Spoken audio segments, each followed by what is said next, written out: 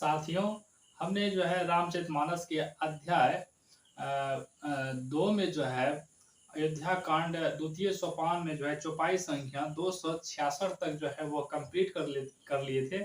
आइए अब जो है हम 266 से आगे बढ़ते हैं और लक्ष्मण जी और निषाद जी के जो है बीच बीच जो है वार्तालाप जो है चल रहे हैं।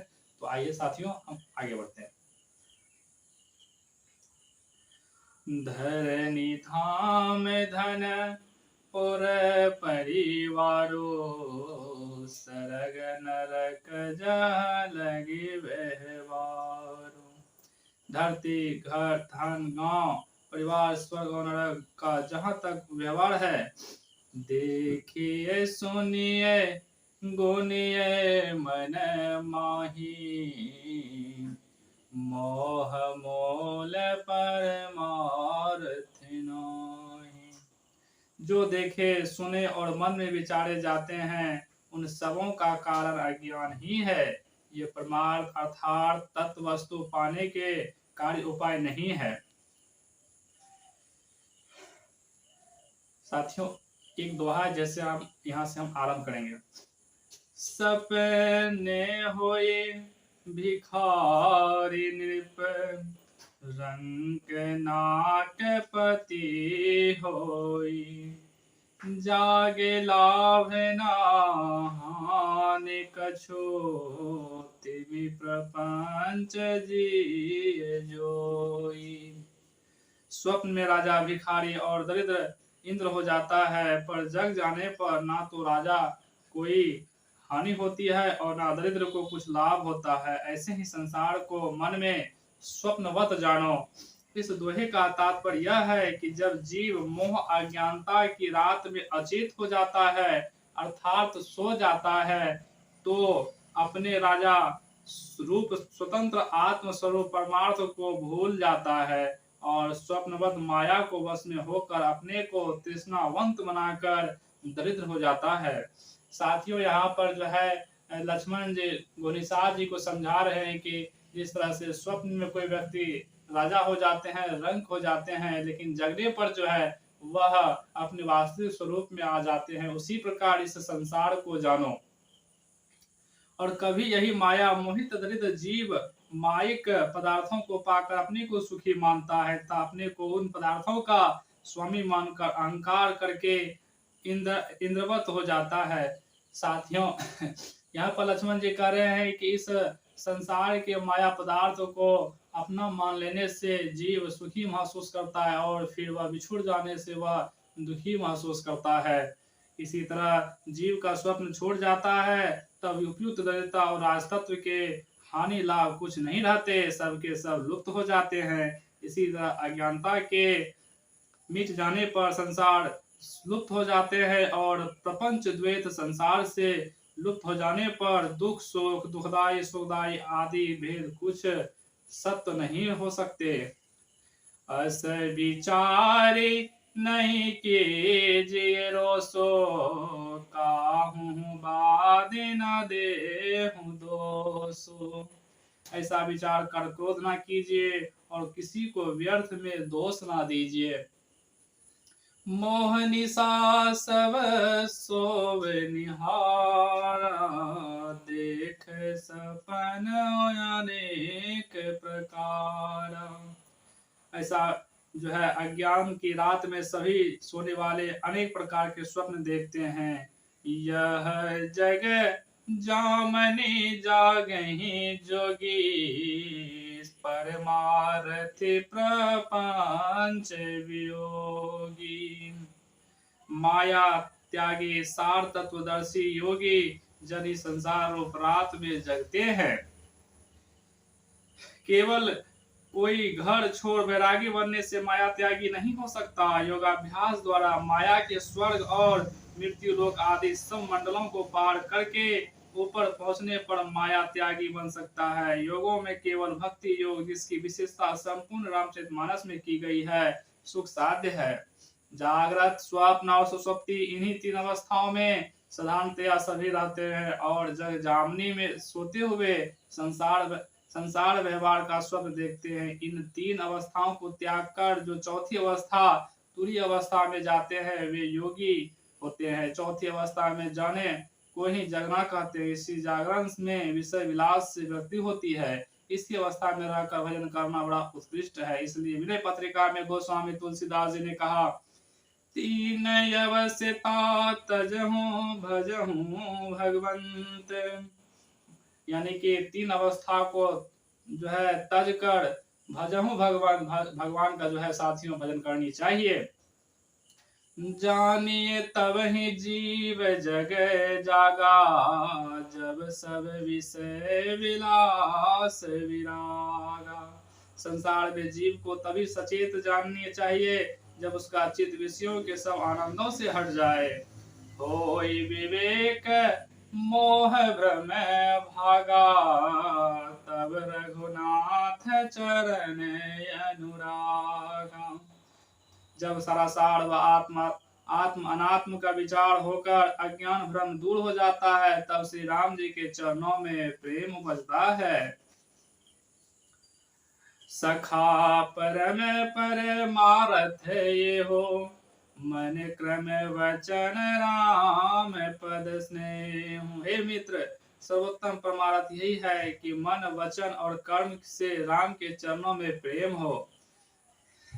साथियों, यहाँ पर लक्ष्मण जी निषाद को समझा रहे हैं कि हे मित्र, सबसे बड़ा जो है धन यही है, परमार्थ यही है कि सब कुछ छोड़कर राम जी के चरणों में प्रेम हो। राम ब्रह्म परमार्थ रूपाय, विगत अलख अनादि अनुपा। राम ब्रह्म परमार्थ स्वरूप सर्वव्यापक, अलख, रूप रहित, आदि रहित और उपमा रहित है। सकल विकार रहित गद भेदा, कहि नित नेति निरपहि वेदा। वे सब दोषों से हीन और भेद रहित अद्वैत है, जिनको वेद सदा इति नहीं कहकर वर्णन करते हैं।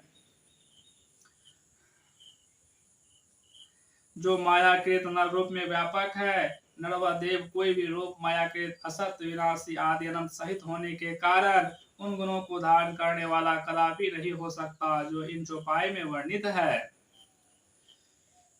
भगत भूमि भूसुर सुरभि, सुरत हित लागी कृपाल।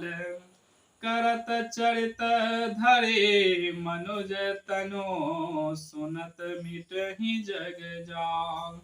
कृपालु हरि भगवान भक्त धरती, ब्रह्म और गांव और देवताओं के कल्याण के लिए मनुष्य धारण कर चरित्र करते हैं, जिसको सुनकर संसार के जाल बंधन मिट जाते हैं। श्री लक्ष्मण जी और निषाद का यह संवाद होते होते प्रातः काल हो गया। श्री राम जी सोकर उठे। सुमंत मंत्री ने जो श्री राम को अयोध्या से रथ पर वन तक लाए थे, श्री राम जी से अयोध्या लौट जाने की प्रार्थना की। श्री राम बोले, शिवी दधछि हरिचंद नरेशा, सहे धर्म हित कोटि कलेशा। राजा शिवी, ऋषि दधीचि और राजा हरिश्चंद्र ने धर्म के लिए करोड़ों अनगिनत कष्ट सहे हैं। रंति देव बले भूप सुजाना, धर्म धरे सही संकट नाना। रंति देव और बलि जैसे बुद्धिमान राजा अनेक संकटों को सहकर भी धर्म को पकड़े रहे। धर्म ना दोसर सत्य समाना, आगम निगम पुराण बखाना।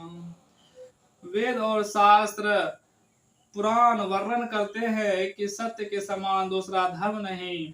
मैं सोई धर्म सुलभ करी पावा, तजते हूँ पुर जस छावा। मैंने उस धर्म को सहज ही पा लिया। इस सत्य स्वरूप धर्म का परित्याग करने से तीनों लोकों में अपयश दुर्नाम छा जाएगा। संभावित कह अप जैसे लाहो, मरण कोटि समदारुण दाहो। सम्मानित व्यक्ति को अपयश मिलना करोड़ों मृत्यु के समान कठिन ताप उत्पन्न करने वाले हैं। इस प्रकार श्री राम जी ने बहुत उपदेश देकर सुमंत को रथ समेत अवध लौटा दिया। इसके पश्चात आप भाई और पत्नी सहित गंगा जी के किनारे केवटपति निषाद से पार उतरने के लिए नाव मांगने लगे। निषाद ने हाथ जोड़कर कहा कि जब तक मैं आपका पांव नहीं धो लूंगा तब तक नाव पर चढ़ने नहीं दूंगा, चाहे लक्ष्मण मुझे वान से भले ही मार डाले, क्योंकि लोग कहते हैं कि आपके चरणों की धूलि में मनुष्य बनाने वाली बूटी है, इसको छूते ही पत्थर की चट्टान स्त्री हो गई। यदि मेरी नाव में स्त्री हो जावे तो मेरी जीविका ही चली जाएगी, मेरे बाल बच्चे भूखों मरने लगेंगे। निषाद का प्रेम भरा अटपट वचन सुनकर श्री राम जी ने हंसकर निषाद को शीघ्र पांव धोने की आज्ञा दे दी। बेगियानो जल पाय पखारो, होय विलंब उतार ही पारो। शीघ्र जल लावे और पांव पखार ले, देर हो रही है, पार उतार दे। जासु नाम सुमिरत के बारा, उतरि नर भव सिंधु अपारा। जिसका नाम एक बार स्मरण करने से मनुष्य अपार भवसागर को पार कर जाते हैं, सोई कृपाल केवट ही निहोरा। जेहि जग किए तेहु पग हूँ थोरा। जिन्होंने वामन अवतार में जगत को 3 पग में छोटा कर दिया था, वे ही कृपालु श्री राम जी गंगा के पार उतारने के लिए केवट का निहोरा कर रहे हैं। विष्णु भगवान ने वामन अवतार धरकर राजा बलि से 3 पग धरती का दान मांगा था और विराट रूप होकर ही पग में सारा ब्रह्मांड नाप लिया। तब बलि ने तीसरे पग में अपनी पीठ नवाली। इसी कथा के संबंध में जेहि जग किए तिहो पग होते थोड़ा पद लिखा गया है। यहाँ पर भी स्पष्ट होता है कि श्री राम विष्णु के ही अवतार थे। गो नामे निषाद ने श्री राम जी का चरण धो चरणामृत पान कर अपने परिवार को भी पान कराया। फिर श्री राम जी नाव पर चढ़ा गंगा के दूसरे पार उतार दिया। वहां से चालक भाई और स्त्री के सहित श्री राम जी प्रयाग में भारद्वाज ऋषि के यहाँ आश्रम पहुंचे। एक रात विश्राम कर वहां से चल यमुना नदी पार करके वाल्मीकि जी के आश्रम पहुंचे। रात को विश्राम कर वहां से चलते समय श्री राम जी ने वाल्मीकि जी से बड़ी नम्रता के साथ कहा कि आप कोई अच्छा स्थान मुझे बताइए जहां मैं कुछ काल कुटी बनाकर ठहरूं। वाल्मीकि जी कहने लगे, राम स्वरूप तुहार बोधि वचन यगोचर पार। राम स्वरूप तुहार वचन यगोचर बोधि पार। अविगत यकथय पार नेति नेति नित निगम कह। हे राम जी, आपका स्वरूप वचन से कहने योग नहीं, बुद्धि से पढ़े सर्वव्यापक नहीं कहने योग और अपार है, जिनके लिए वेद इति नहीं अंत नहीं कहते हैं। नर रूप राम वाल्मीकि जी के सम्मुख ही उपस्थित हैं, पर नर रूप को ही अकथ अपार अविगत अगोचर और बुद्धि पर कहना मानो मन मोदक खाकर भूख मिटाना है। उक्त विशेषणों से नर रूप की महिमा नहीं प्रकट की जा सकती। सहज निर्गुण आत्म स्वरूप जो उस नर रूप में व्यापक है, राम का यथार्थ स्वरूप है। नर रूप तो राम की केवल माया मात्र है।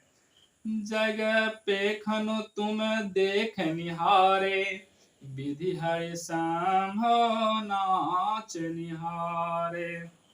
संसार देश तमाशा और आप उनको देखने वाले हैं। ब्रह्मा विष्णु और महादेव को नचाने वाले भी आप ही हैं।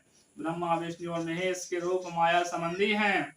इन रूपों में अकथ अपार अविगत अगोचर बुद्धि पर सहज निर्गुण आत्म स्वरूप व्यापक है।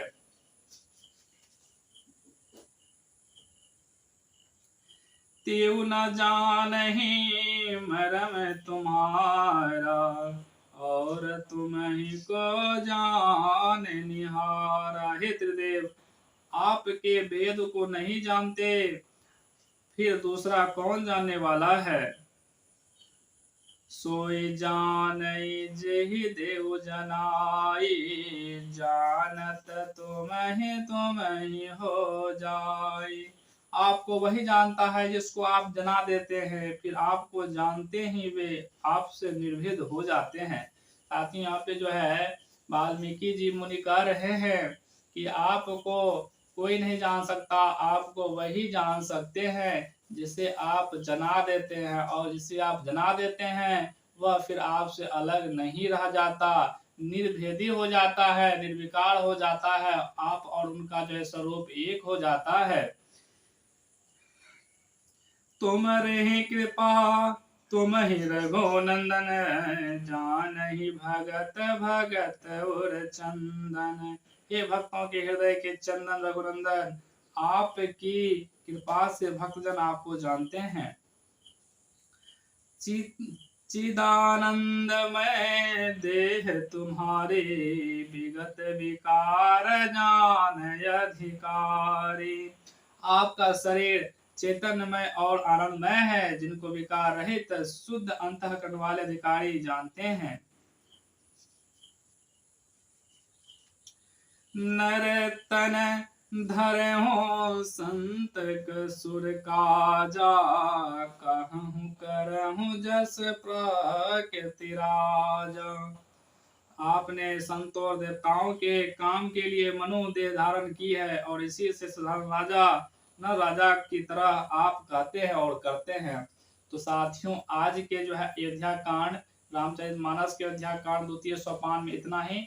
अगले अध्याय में जो है फिर से जो है आगे के श्लोक से हम जो है वर्णन करेंगे, और हमें उम्मीद है आपको जो है रामचरितमानस के पठन और पाठन चौपाई के माध्यम से जो हम कर रहे हैं, इससे आपको लाभ जो है पहुंच रहे होंगे। आप जो है अपने जीवन में आनंददायी महसूस कर रहे होंगे, क्योंकि एक एक जो है बिंदु यहाँ पर जीवन को जो है आगे बढ़ने के लिए, साक्षात्कार करने के लिए जो है महत्वपूर्ण है। आप हमसे इसी तरह से जो है जुड़े रहें।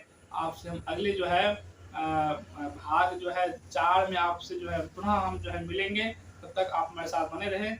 चैनल पर नए साथी, चैनल को सब्सक्राइब भी जरूर कर लें। धन्यवाद साथियों।